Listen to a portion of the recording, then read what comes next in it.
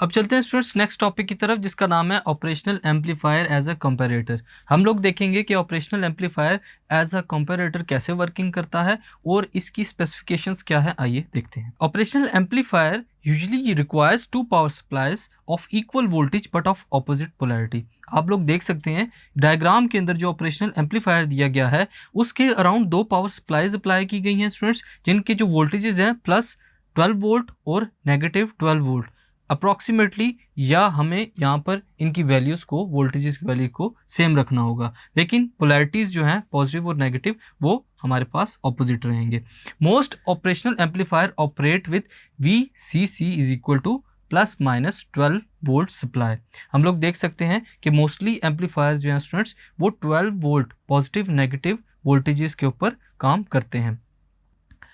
जैसा कि हम लोग जानते हैं स्टूडेंट्स कि जो ओपन लूप गेन है ऑपरेशनल एम्पलीफायर के लिए वो बहुत ही हाई है, जिसका ऑर्डर क्या है 10⁵। इवन कि अगर बहुत ही स्मॉल पोटेंशियल डिफरेंस जो है वो between inverting and non inverting inputs apply किया जाए तो वो उस सिग्नल को भी एम्पलीफाई करेगा कुछ ना कुछ एक्सटेंट के ऊपर। लेकिन हम लोग देखते हैं कि ऑपरेशनल एम्पलीफायर के लिए अगर बहुत ही थोड़ा सा पोटेंशियल डिफरेंस जो है वो अप्लाई किया जाए स्टूडेंट्स तो वो लार्जर एक्सटेंट के ऊपर जो है एम्पलीफाइड सिग्नल्स को प्रोवाइड करेगा। इतना लार्ज वो एम्पलीफाई कर सकता है इसको कि आपका जो एम्पलीफायर है स्टूडेंट्स वो सैचुरेट हो सकता है, वो डिस्ट्रॉय हो सकता है।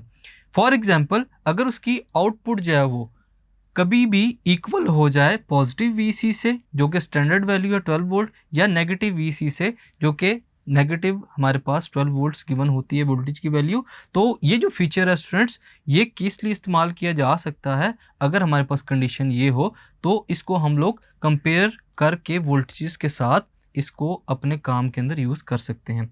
अगर हम लोग फिगर को देखें स्टूडेंट्स तो फिगर हमें बताती है कि जो सर्किट है ऑपरेशनल एम्पलीफायर का उसको किस फॉर्म में यूज़ किया जा सकता है। तो यही अब आपके पास स्टूडेंट्स वो कंडीशन है जिसमें हम लोग देखते हैं कि जो ऑपरेशनल एम्पलीफायर है एज अ कंपेरेटर उसको यूज़ किया जाता है। फर्दर चलते हैं, इस डायग्राम को ऑब्जर्व करते हुए हम लोग देखते हैं स्टूडेंट्स कि जो VR है ये हमारे पास वोल्टेज फॉर रेजिस्टेंस है, ये एक रेफरेंस वोल्टेज है जो कि कनेक्टेड है किसके साथ, पॉजिटिव टर्मिनल के साथ। आप लोग देख सकते हैं कि जो VR है उसको कनेक्ट करवाया गया है एक रेफरेंस वोल्टेज की फॉर्म में पॉजिटिव टर्मिनल के साथ, और जो V वोल्टेज है students which is to be compared with reference VR, जिसको हम लोग अगर कंपेयर करते हैं ये V वोल्टेज, इसको अगर हम लोग कंपेयर करें VR के साथ ये सेम पोटेंशियल पे होंगे, ये कनेक्टेड होगा किसके साथ, नेगेटिव टर्मिनल के साथ। तो अगर हम लोग यहाँ पर कैलकुलेट करना चाहें स्टूडेंट्स वोल्टेजेस की वैल्यू को तो हम लोग देखते हैं कि आउटपुट वोल्टेज हमारे पास क्या वैल्यू देता है। अकॉर्डिंग टू द डायग्राम जब हम लोग देखते हैं स्टूडेंट्स कि जो V नेगेटिव पोटेंशियल है